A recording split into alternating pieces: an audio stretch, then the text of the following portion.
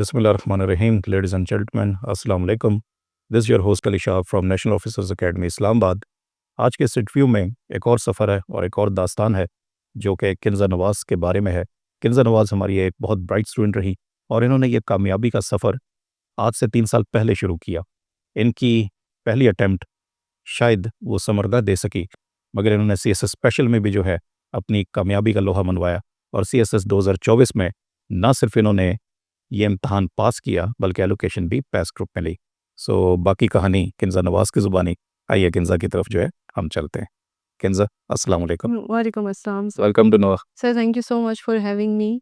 मैं अपनी जो स्टार्ट बताऊंगी अपनी एजुकेशन से बताऊंगी। मैं बेसिकली मानसेरा से हूँ और मैंने अपनी अर्ली एजुकेशन जो की है वो मानसेरा से ही की है और फिर मेरी जो यूनिवर्सिटी है उसकी मैंने मास्टर्स किया है MSc इन्वायरमेंटल साइंसेज में यूनिवर्सिटी ऑफ पेशावर से। Okay. सर बेसिकली मेरी जो फैमिली है वहाँ पे और जो मेरा बैकग्राउंड है वहाँ पे एजुकेशन को यूजुअली सपोर्ट नहीं किया जाता। तो मेरे लिए ये एक चैलेंज था कि इतना हायर एजुकेशन की तरफ आना और फिर उसके बाद करियर के बारे में सोचना, तो वो आई थिंक हम उस एरिया में यूजुअली लोग प्रेफर नहीं करते हैं। फर्स्ट बेटियों के एजुकेशन को और उनके करियर को सपोर्ट नहीं किया जाता। तो वो एक बहुत बड़ा चैलेंज था मेरे लिए, मेरे पेरेंट्स के लिए, कि पहले बेटी को एजुकेशन दिलाना और फिर उसके बाद उसको उसके ड्रीम्स के लिए फ्रीडम देना। तो आई थिंक वो वहीं से मेरी जर्नी स्टार्ट होती है और 2021 में मैंने फर्स्ट अटैम्प्ट दी और उसके बाद CSS स्पेशल 2023 क्वालिफाई किया और फिर 2024 में मैंने दोबारा से एक अटैम्प्ट दी और इसमें मेरी एलोकेशन पास में हो गई अल्हम्दुलिल्लाह। अल्हम्दुलिल्लाह। अच्छा, सफ़र शुरू से करते हैं। आपने कहा CSS 2021 वो जी आपकी सर। पहली अटैम्प्ट थी। पहली अटैम्प्ट में कहाँ पे कमी रह गई थी? सर पहली जो अटेम्प्ट थी वो तो टोटली ही मैं कह सकती हूँ कि उसमें तो वो बगैर तैयारी के मैंने दिया था, बिकॉज़ आई थॉट कि एक नॉर्मल सा एग्ज़ाम है, मैं इसको क्रैक कर लूँगी। और मैंने विदाउट एनी प्रिपरेशन में एग्ज़ाम में बैठी और उसमें मेरा स्कोर बहुत कम आया था। मतलब वो एग्ज़ाम मेरा बिल्कुल भी अच्छा नहीं गया था। और उसके बाद मुझे रियलाइज़ हुआ कि CSS के एग्ज़ाम में आपको बहुत ज़्यादा एफ़र्ट और बहुत ज़्यादा हार्ड वर्क की ज़रूरत होती है। इसको आप बहुत ईज़िली नहीं ले सकते और फ़न में लेके आप इस एग्ज़ाम में नहीं बैठ सकते। आपको रीडिंग करनी है, आपको राइटिंग प्रैक्टिस चाहिए, आपके पास नॉलेज होना ज़रूरी है और ये सारी चीज़ें, इन सब के लिए आपको मेहनत भी चाहिए।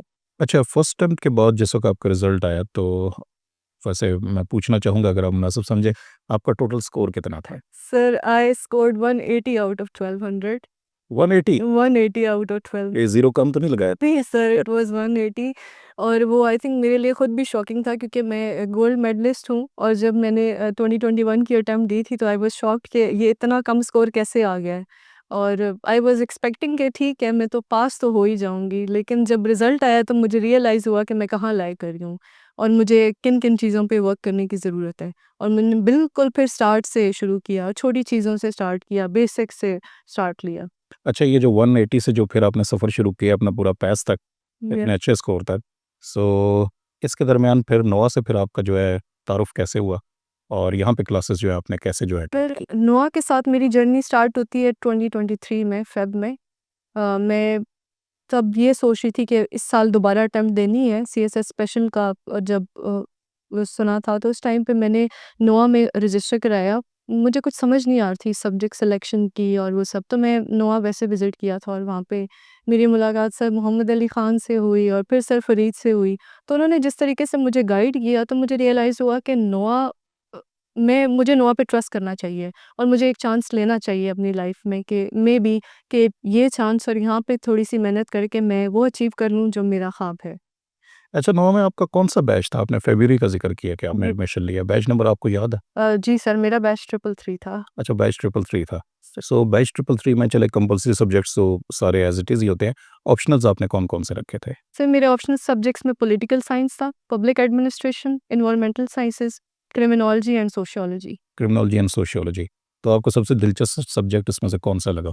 सर वैसे तो सारे ही सब्जेक्ट्स बहुत अच्छे हैं, ये सारे सब्जेक्ट्स ही बहुत यूनिक हैं, लेकिन सबसे ज़्यादा मज़ा मुझे पॉलिटिकल साइंस को पढ़ते हुए आया, उसकी फ़िलॉसफ़ी, वो थ्योरी सारी वो चीज़ें।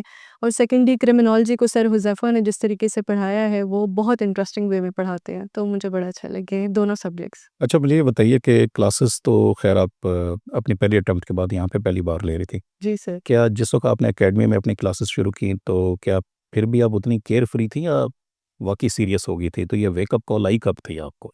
सर ये वेकअप कॉल ऐसे नहीं आई, ये बड़ी अचानक आई और आई थिंक वो मेरी लाइफ़ का बड़ा टर्निंग पॉइंट था। एक दिन सर हुज़ैफ़ा ने हमें क्रिमिनोलॉजी की क्लास में एक असाइनमेंट दी थी करने के लिए। तो सेकंड डे हमने लाके वो असाइनमेंट सर को बस जमा कर दी कि जिस तरह से समझ आ रहा था, जो आ रहा था, कोई हमने इंटरनेट से गाइडेंस नहीं ली, कोई बुक, कोई रेफ़रेंस कुछ भी कोट नहीं किए थे। तो सर हुज़ैफ़ा ने उस चीज़ पे हमें बहुत डाँटा था और मुझे सबसे ज़्यादा डाँटा था। और मुझे इतना डाँटा था कि उनकी वो डाँट मैंने अपने दिल पे इतनी ज़्यादा ली कि उस दिन मैं घर गई और मुझे याद है कि मैंने खाना भी नहीं खाया था। मुझे वो वर्ड्स उनके जो हैं, मुझे ऐसे लग रहा था कि आज ना बहुत बेइज़्ज़ती हुई है और अच्छा नहीं लग रहा था उस दिन मुझे। लेकिन फिर मैंने रियलाइज़ किया और मैंने सोचा कि मुझे देखना चाहिए कि अगर मुझे डाँट पड़ी है तो क्यों पड़ी है? और फिर मैंने जब ये रियलाइज़ किया कि मुझे मेरी गलती की वज़ह से डाँट पड़ी है और वो दिन था जब मैंने खुद से प्रॉमिस किया कि आज के बाद मैं अपना टाइम वेस्ट भी नहीं करूँगी और मैं इस प्रिपरेशन को सीरियसली लेके चलूँगी। अच्छा, इसी दौरान फिर आपके सीएसएस स्पेशल के एग्ज़ाम्स भी हो गए, जी, तो उसके अंदर भी आपने ऑप्शनल्स यही रखे थे? जी सर मेरे ऑप्शन सेम थे। तो फिर इस डाँट का नतीजा क्या निकला? फिर क्रिमिनोलॉजी में स्कोर कितना आया? सर इस डाँट का नतीजा ये निकला कि क्रिमिनोलॉजी में मेरा 70 प्लस स्कोर था और आई थिंक मैं कहूँगी कि इसका क्रेडिट नोआ को जाता है, फिर स्पेशली सर हुज़ैफ़ा को जाता है कि जिन्होंने इतनी एफ़र्ट पुट की हुई थी हम जैसे स्टूडेंट्स पे और आई थिंक आज हम जो कुछ भी हैं अपने टीचर्स की वज़ह से हैं। That's wonderful. अच्छा, आपने सोशियोलॉजी जो है ये भी ऑप्ट की थी, जी सर। तो सोशियोलॉजी में आपका स्कोर स्पेशल में कितना था और ये सीएसएस 2024 में कितना आया? सर सोशियोलॉजी में मेरा सीएसएस स्पेशल में स्कोर अराउंड 70 प्लस ही था और इस बार मेरा 65 टू 69 के बीच में है स्कोर। सोशियोलॉजी में आपको कितनी किताबें पढ़नी पड़ी और कितने मेंटोर्स के पास जाना पड़ा? सर सोशियोलॉजी में बेसिकली मैं नोआ के अलावा कहीं नहीं गई, सर फयाज़ सोमरो उन्हीं से मैंने क्लासेस ली, उन्हीं की नोआ की बुक मैंने पढ़ी है और इसके अलावा मैंने और कोई नोट्स नहीं नहीं, बनाए। यानी कि लोग यूट्यूब से और डिफरेंट यानी कि रिसोर्सेज़ को कंसल्ट करते हैं। आपने किसी रिसोर्स को इस तैयारी के दौरान कंसल्ट नहीं सर मुझे ऐसे रियलाइज़ हुआ कि वो बुक मेरे लिए इतनी सफिशिएंट है, उसी के अंदर इतने रेफरेंसेस और फिर सर जब क्लास में खुद लेक्चर्स देते थे, तो उनके अंदर इतने चीज़ें होती थी कि मुझे नहीं लगा कि इसके अलावा मुझे कहीं और से गाइडेंस लेने की ज़रूरत है। अच्छा, यही सवाल फिर मेरा पॉलिटिकल साइंस पे भी है क्योंकि उसका कोर्स तो बड़ा कॉम्प्रिहेंसिव है यस। और जैसा कि आपने तो चलिए एनवायरमेंटल साइंसेज़ रखी थी, मेरा नहीं ख्याल कि आपका पहले वास्ता पड़ा है पॉलिटिकल साइंस से। No sir. तो इतना जो लेंथी कोर्स है वो फिर आपने कैसे कवर किया? सर मैं दोबारा से वही बात रिपीट करूँगी कि आई थिंक इस सब का क्रेडिट जाता है नोआ को कि पहली चीज़ उन्होंने इतनी अच्छी फैकल्टी जो है उससे हमें इंट्रोड्यूस कराया। सर आमिर पॉलिटिकल साइंस के टीचर थे मेरे और उन्होंने पॉलिटिकल साइंस को इतने इंटरेस्टिंग वे में हमें कराया है कि मुझे आई थिंक मैं वही बात रिपीट कर रही हूँ कि मुझे कहीं और से गाइडेंस लेने की ज़रूरत नहीं पड़ी। सर आमिर के लेक्चर, सर आमिर के नोट्स, सर आमिर का क्लास में क्वेश्चन जैसे वो अक्सर बताते थे कि इस तरह से क्वेश्चंस आएँगे पेपर में। तो मैं उन्हीं चीज़ों को लेके चली और उन्हीं पॉइंट्स को लेके मैंने अपने पेपर अटेम्प्ट किए हैं। अच्छा, 2023 में आपने ये प्रिपरेशन की, तो उसके बाद फिर 2024 में तो आपने फिर सेकंड अटेम्प्ट अपनी दी। इस यानी कि प्रिपरेशन खत्म होने के बाद फिर आपकी तैयारी की स्ट्रेटजी क्या रही थी? सर इस पूरी प्रिपरेशन में मैंने ये किया था कि मैं चूँकि मैं रात को नहीं पढ़ सकती, शाम के बाद मुझे होता है मैं वो स्टूडेंट नहीं हूँ, मुझे ये होता है मैं सुबह जल्दी उठ के मैंने पढ़ना होता है। तो मैं सुबह जल्दी उठ जाती थी नमाज़ से पहले और मैं अपने तब से अपनी स्टडी स्टार्ट कर लेती थी और फिर नमाज़ के बाद उसी को कंटिन्यू करती थी। शॉर्ट ब्रेक्स के साथ कुछ ना कुछ खाना और फिर पढ़ना, फिर खाना, फिर पढ़ना। तो वो दिन में ना 2-3 बजे तक मेरी वो रेगुलर रूटीन थी कि मैंने उसके बीच में पढ़ना है, राइटिंग प्रैक्टिस करती थी सारी और तो सुबह से लेके दिन 2-3 बजे तक ये मेरा टाइम था। सुबह 4 या कई बार 3:30 से लेके दिन के 2-3 बजे तक मुसलसल स्टडी। अच्छा, आपकी माशाल्लाह शादी भी हुई हुई है, जी तो सर। ये जिस तरह आप रूटीन मुझे बता रही हैं, तो इस रूटीन को आपने कैसे मैनेज किया? तो और इसके अंदर आपके हस्बैंड का जो है कितना रोल था? सर मेरी शादी चूँकि मेरे एग्ज़ाम्स के बाद हुई है, मेरे एग्ज़ाम्स हो चुके थे, मेरी शादी जनवरी 2025 में हुई है और तब मेरे दोनों एग्ज़ाम्स का रिज़ल्ट पहले एक का आया सीएसएस स्पेशल 2023 का, वो मैंने रिटन क्वालीफ़ाई किया। तो उसके बाद इंटरव्यू की प्रिपरेशन थी, तो उसमें मेरे हस्बैंड की बहुत सपोर्ट थी मुझे। उन्होंने मुझे बहुत मतलब गाइड किया, सपोर्ट किया और फिर से मतलब मेरे हर डिसीज़न में वो मेरे साथ थे कि अगर मुझे नोआ चूज़ करनी है तो he was there with me. तो उनकी बहुत सपोर्ट शामिल है मेरी जब साइड से। उनको पता चला आप कामयाब हो गई हैं, तो उनका रिएक्शन क्या था? सो ही वाज़ वेरी हैप्पी और he is still with me और वो मुझे सपोर्ट करते हैं मेरे हर डिसीजन में। ही इज़ वेरी सपोर्टिव माशाल्लाह एंड चलिए, ही ये तो इज़ बड़ी हैप्पी बात है। अल्हम्दुलिल्लाह। अब you are amongst those lucky ones कि ना सिर्फ पेरेंट्स की तरफ से बल्कि हस्बैंड की तरफ से भी आपको सपोर्ट मिली। जी सर। अच्छा, अब जो है मैं कंपल्सरी सब्जेक्ट्स की तरफ आता हूँ। ऑप्शनल में तो चले आपने बताई है प्रिपरेशन की स्ट्रेटजी कि आपने लिमिटेड रिसोर्सेज जो थी वही जो है आपने कंसल्ट की, मगर कंपल्सरी सब्जेक्ट्स में ज़ाहिर है लोग ज़्यादा रिसोर्सेज की तरफ जाते हैं। पहला पेपर इंग्लिश एस्से का, उसके अंदर आपने कितनी रिसोर्सेज कंसल्ट की थी और आपने एस्से का टॉपिक कौन सा अटेम्प्ट किया था अपने सीएसएस स्पेशल में, वो भी आपने डेफिनेटली पास किया है, और जी। उसके बाद सीएसएस 2024 में, ये ज़रा तफसील से बताइए। सर मैंने जब सीएसएस की प्रिपरेशन स्टार्ट की थी तो हमें स्टार्ट में टीचर्स ने कहा था कि सीएसएस में बहुत इम्पोर्टेंट है कॉमन सेंस। और आप सारे सब्जेक्ट्स में जो थ्योरीज़ पढ़ते हैं, जो डाटा पढ़ते हैं, उसको डेफ़िनेटली आप कहीं न कहीं, किसी न किसी टॉपिक के साथ लिंक कर सकते हैं। तो बेसिकली हमने चूँकि अगर हम सिर्फ़ ऑप्शंस की बात करें, तो ऑप्शंस में हमने 6 सब्जेक्ट्स पढ़े। हर सब्जेक्ट की अपनी थ्योरीज़ हैं, हर सब्जेक्ट में हमें अपना अलग से डाटा उसको रेलेवेंट डाटा हमें दिया गया, टीचर्स ने, बुक्स में था। तो मैंने वो सारी चीज़ें कंसल्ट की। और सेकेंडली इंग्लिश एसे में स्पेशल में जब पेपर आया, तो उसमें एक टॉपिक था unipolar, bipolar, multipolar, new direction of the world. तो मैंने वो अटेम्प्ट किया था, वो ऐसे अटेम्प्ट किया था। उसकी रीज़न ये है कि सर फरीद जो करंट अफ़ेयर्स के नोआ में टीचर हैं हमारे, तो उन्होंने उस पे इतना डिटेल से हमें पढ़ाया हुआ था और इतने उसमें उन्होंने डाटा दिया हुआ था, फैक्ट्स दिए हुए थे। तो वो जब मैंने अपने पास सब मैं उसका रफ़ स्केच बना रही थी, तो मुझे रियलाइज़ हुआ इसमें मेरे पास डाटा बहुत ज़्यादा है। ओके। तो मैंने उसी को अटेम्प्ट किया। और फिर सीएसएस 2024 में BRICS and Pakistan chances of economic recovery, तो ये मैंने सेलेक्ट किया था। उसकी भी रीज़न यही है कि सर फरीद ने इस पे हमें चूँकि इतना ज़्यादा डाटा प्रोवाइड किया था और इतना ज़्यादा नॉलेज है सर फरीद के पास ब्रिक्स के बारे में। उन्होंने हमें 2-3 क्लासेस हमारी ब्रिक्स पे हुई थी, तो उसने मुझे ऐसे में हेल्प आउट किया और मैंने जैसे वो टॉपिक देखा तो मुझे रियलाइज़ हुआ मैंने इसी पे ऐसे अटेम्प्ट करना है। अच्छा, हमारे यहाँ आमतौर पे यही समझा जाता है कि करंट अफेयर से अगर कोई टॉपिक आ जाए, अटेम्प्ट नहीं करना चाहिए। सो इस पे अब राय यही आई है कि अगर आपके पास क्वालिटी कंटेंट है और इतना मटेरियल है कि आप उस पे जो है एक मुकम्मल ऐसे लिख सकें, तो व्हाई नॉट? तो ये टॉपिक भी जो है उतना ही अच्छा हो सकता है। अच्छा, मुझे किन्ज़ा ये बताइए आपके ऐसे कितने जो है वर्ड्स पे मुश्तमिल था? सर मैंने उसके वर्ड्स तो काउंट नहीं किए, लेकिन ये था कि मैंने उसमें आर्ग्यूमेंट्स अपने काफ़ी ज़्यादा दिए हुए थे। मैंने उसमें 15 टू 16 आर्ग्यूमेंट्स दिए हुए थे इंट्रोडक्शन के अलावा, सही, और फिर उसमें एंड पे कंक्लूजन था मेरा। ठीक है। तो वो एक नॉर्मल पैराग्राफ की जितनी लेंथ होती है आप उस हिसाब से कर लें, वर्ड्स का तो मुझे आइडिया नहीं है। ठीक हो गया। तो आपके पैराग्राफ की कोई अगर आपको याद हो वर्ड लिमिट आप कितनी रखती थी? Sir 120 to 140 words. 120 to 140 words, यानी कि वही जो आइडियल 150 के अराउंड आपका जी पैराग्राफ सर। है। पर डेफ़िनेटली आपको आर्गुमेंट्स की तादाद भी ज़्यादा बढ़ानी है। तो ये डेफ़िनेटली मेरा ख़्याल है 2000 वर्ड तो एक्सीड कर ही गया होगा। 2000 वर्ड्स तो हो गए थे सर। अच्छा, इसके बाद जो दूसरा चैलेंजिंग पेपर होता है वो होता है प्रेसियन कंपोज़िशन का, क्योंकि मेंटल एग्ज़ॉस्शन एस्से के पेपर में तो हो चुकी होती है। एग्ज़ैक्टली। तो प्रेसियन कंपोज़िशन का जो पेपर है, उसके अंदर आपकी स्ट्रैटेजी क्या रही और आपने जो है किस तरह जो है उस पेपर को वहाँ पे अटेम्प्ट किया बेहतरीन तरीके से? सर आई थिंक पेपर के प्रेशर को एब्ज़ॉर्ब करने में जिस चीज़ ने मुझे हेल्प किया है वो थे मॉक्स एग्ज़ाम। जब नोआ के हमारे मॉक एग्ज़ाम्स होते थे तो वो इसी तरह से डिज़ाइन किए गए थे कि इसी 3 आवर्स का पेपर है, फिर उसके बाद थोड़ी-सी ब्रेक के बाद नेक्स्ट पेपर होता था। तो घर पे चूँकि मैंने तो घर से ऑनलाइन मॉक दिए थे, लेकिन उसी तरह के एग्ज़ाम का वो क्रिएट करके कि मैं एग्ज़ामिनेशन हॉल में हूँ और मैंने उसी तरीके से अपने पेपर अटेम्प्ट किए। तो उस चीज़ ने मुझे बहुत हेल्प किया था कि एक दिन में मैं 2 पेपर कैसे दे सकती हूँ और किस तरह से अपना प्रेशर, वो जो एग्ज़ाम का प्रेशर है उसको मैं मेंटेन रख सकती हूँ। तो राइटिंग प्रैक्टिस मैंने बहुत ज़्यादा की हुई थी, ठीक है। तो इसलिए मुझे इतना मसला नहीं हुआ उसमें। अच्छा, ये जो आपने करंट अफ़ेयर और पाकिस्तान अफ़ेयर्स की तैयारी की है, इसी ने ही आपको डेफ़िनेटली ऐसे राइटिंग में भी बहुत ज़्यादा हेल्प आउट किया। जी। तो इसके बाद जो है फिर जनरल साइंस में आपने कहाँ पे डिफ़िकल्टी महसूस की? वो कैसे आपने मैनेज किया था? सर जनरल साइंस में चूँकि मैं तो खुद साइंसेज़ की स्टूडेंट हूँ, तो मुझे मैथ्स में बहुत इशू था कि जो जनरल मैथ्स का उसमें पोर्शन होता है वो काफ़ी ज़्यादा होता है और उसमें कोई सिलेक्टिव पोर्शन नहीं होता, क्वेश्चन कहीं से भी आ जाता है। तो उसके लिए आपको मैथ्स का बहुत बेसिक से देखना होता है और एडवांस की तरफ जाना पड़ता है।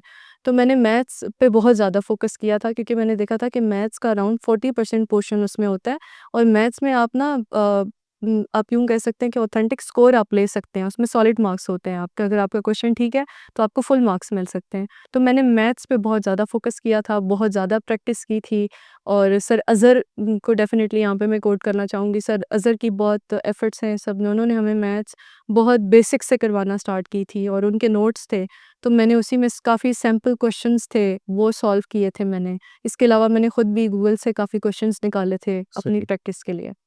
ठीक हो गया। और इस्लामियात की तैयारी तो डेफ़िनेटली फिर आपने जो है वो भी अपने तौर पे ही की होगी। या उसके लिए भी स्पेशल क्लासेस आपने लगाई थी? सर मेरी जितनी भी तैयारी है उस सब में मैंने नोआ के नोट्स, नोआ के टीचर्स की ही डायरेक्शंस को फॉलो किया था। और मैंने चूँकि इस्लामियात की क्लासेस सर रज़ा अंसारी से ली हुई हैं। तो सर रज़ा अंसारी का जो वे ऑफ टीचिंग है वो बहुत, इस्लामियात कभी भी उनकी क्लास में आपको इतना फ़न से वो पढ़ाते हैं कि आई थिंक कोई भी स्टूडेंट हो वो इस्लामियात की क्लास लाज़मी अटेंड करता था उनकी, क्योंकि उनका वे ऑफ टीचिंग बहुत इंटरेस्टिंग है। तो सर रज़ा अंसारी ने चीज़ों को लेके इस तरह से वो चले हैं कि काफ़ी चीज़ों को कोऑर्डिनेट करते थे कि इस क्वेश्चन का आंसर आप इस वे में लिख सकते हो, और एक टॉपिक पढ़ा है तो उसकी हेडिंग्स को कहाँ आप रीयूज़ कर सकते हो। तो वो बहुत टिप्स और ट्रिक्स उन्होंने बताई थी, तो मैंने उन्हीं को फॉलो किया है। अच्छा, इसके बाद फिर आप इंटरव्यू की प्रिपरेशन के लिए भी हमारे पास ही आई थी। जी सर। तो इंटरव्यू की प्रिपरेशन आपने कितना अर्सा की और आपकी क्या एक्सपेक्टेशन थी, और इंटरव्यू में जो है किस तरह नोवा अकेडमी ने आपकी हेल्प की? सर इंटरव्यू जैसे ही मेरा सीएसएस स्पेशल का रिटन रिज़ल्ट आया था, तो उसके फ़ौरन बाद मैंने दोबारा से नोआ जॉइन कर ली थी। और उसमें सर मोहम्मद अली ख़ान, सर फ़रीद और बाकी सारी टीचर्स भी थे, उसमें गाइड करते रहे हैं। तो वो जितना टाइम मेरा फ़ेज़ 1 में चूँकि इंटरव्यू था सीएसएस स्पेशल का, तो वो बीच में जितना टाइम मुझे मिला है, मैं नोआ ही आती रही हूँ। और वो फिर फ़ेज़ 1 के टीचर्स को फ़ेज़ 1 के स्टूडेंट्स को टीचर्स ने बहुत स्पेशल टाइम और बहुत एक्स्ट्रा गाइडेंस दी, क्योंकि हम फर्स्ट थे जिनका इंटरव्यू जल्दी होना था। तो अभी मैं उसी की प्रिपरेशन कर रही थी, बीच में मेरा सीएसएस 2024 का रिज़ल्ट भी अनाउंस हो गया था, तो मैंने उसी तैयारी को फिर कंटिन्यू रखा था और मैं दोबारा नोआ में ही थी। तो फिर ये मुझे बताएँ कि वो जो इंटरव्यू आपने एफपीएससी में दिया था, उस इंटरव्यू से लेकर इस इंटरव्यू तक का सफ़र, ये ज़रा जो है मुख्तसर जो है अल्फ़ाज़ में जो है क़ारीन को बताइए। सर जब मैं इंटरव्यू में गई थी एफपीएससी के इंटरव्यू में, तो जो पहला क्वेश्चन मुझसे हुआ था, वो यही हुआ था कि 180 स्कोर से 2 दफ़ा सीएसएस क्वालीफाई करने का सफ़र कैसा था और कैसे हुआ ये? तो आई थिंक मैं वही कहूँगी कि मैंने 180 से स्टार्ट किया, 180 से लेके यहाँ तक आना, इसमें बहुत हार्ड वर्क था, बहुत आई थिंक इसमें दुआएँ भी थी मेरे पेरेंट्स की, लेकिन साथ-साथ नोआ की तरफ से एफर्ट्स थी, मेरे टीचर की एफर्ट्स थी, और मेरा डेफ़िनेटली अपना हार्ड वर्क भी था इसमें। डेफ़िनेटली जी, हार्ड वर्क जो है ये टैलेंट को बीट करता है, अगर टैलेंट जो है हार्ड वर्क से इनकार कर दे। मैं यहाँ पे जो है अपने नाज़रीन और ऑडियंस को भी यही कहना चाहूँगा कि जो भी स्टूडेंट होता है, चाहे वो हमारी एकेडमी से हो या चाहे वो अपने तौर पे भी अगर तैयारी कर रहा हो, ये सफ़र रॉ से रिफ़ाइन का है। सो एकेडमी में हर स्टूडेंट वो भी नहीं आता जो कि मुकम्मल तैयारशुदा होता है। हर स्टूडेंट वो भी नहीं आता जो कि मुकम्मल कुछ जानता नहीं है। हमारे पास स्टूडेंट्स वही आते हैं कि जिनको सिर्फ़ बेसिक चीज़ों का ही पता होता है, उस बेसिक से एडवांस का सफ़र उनको कैसे तय कराना है, ये फिर उसकी अपनी हिम्मत पे जो है मुनहसर है। सो हमारी मुकम्मल कोशिश यही होती है कि हम आपको फ़ैसिलिटेट करें, और मैं हमेशा जो है हर फ़ोरम पे यही बात करता हूँ कि हम में से कोई भी कामयाबी गारंटी नहीं कर सकता। हम सिर्फ़ उम्मीद दिलाते हैं और आपको सही रास्ता वो जो है वो दिखाते हैं। सो ये सही रास्ते का जो सफ़र है, ये हमारी तरफ से मुकम्मल दयानतदारी से होता है, और इसके अंदर हम वो मिसालें आपको पेश करते हैं कि जहाँ पे उस स्टूडेंट ने भी उन सख्त मुश्किलात के बावजूद अपनी तैयारी मेहनत के बलबूते पे जो है कामयाबी हासिल की है। किन्ज़ा नवाज़ उनमें से एक हैं। और किन्ज़ा, हम इंटरव्यू के जो है इख्तिताम की तरफ पहुँच रहे हैं। अगर हमारे ऑडियंस को, आने वाले एस्पिरेंट्स को और उन तमाम वालिदैन को और उन तमाम बेटियों को अगर आप पैगाम कोई पहुँचाना चाहती हैं, तो आपकी नज़र? सर सबसे पहले जो 2026 के लिए प्रिपरेशन कर रहे हैं सीएसएस की, उनको मैं ये कहना चाहूँगी कि surround yourself with the right people.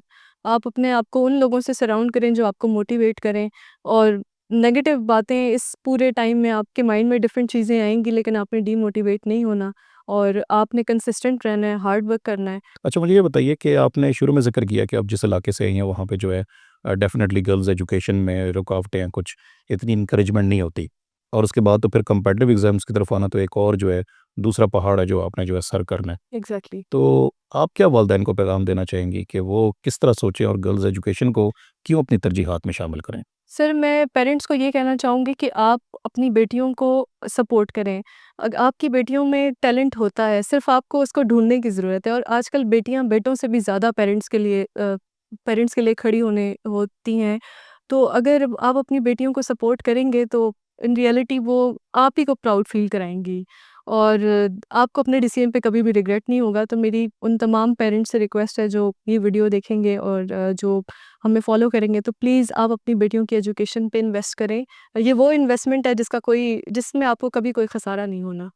अच्छा, हमारी ये जो जिस तरह आपके साथ इंटरव्यू की सीरीज़ चल रही है, जितने भी सक्सेसफुल स्टूडेंट्स हैं, हम आमतौर पे करते हैं कि जैसे ही हमारा रिजल्ट आता है या फाइनल एलोकेशंस होती है, हम क्लास में स्टूडेंट्स को लेके जाते हैं।